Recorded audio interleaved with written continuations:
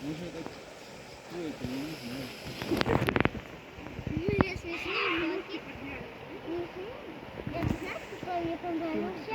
Вот этот посередине. Видишь? Тоже он улыбается, как хочет. Поняла? А ты знаешь, какой мне понравился? Вот Кто? этот посередине. Кто это? Ну, как хочет понравился. Да, Он похож на котик, но он на собаку.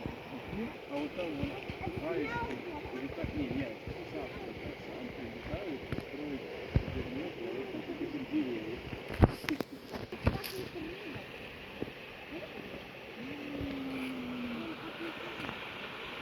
Вот там у них целая культура.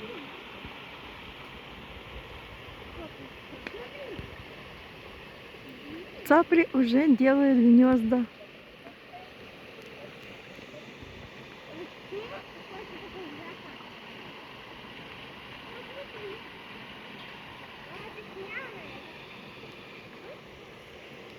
А вот это чудо природы.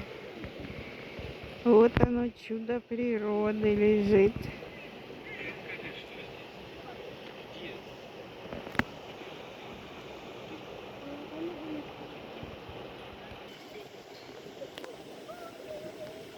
Одевай на веревку, чтобы ты не упустил.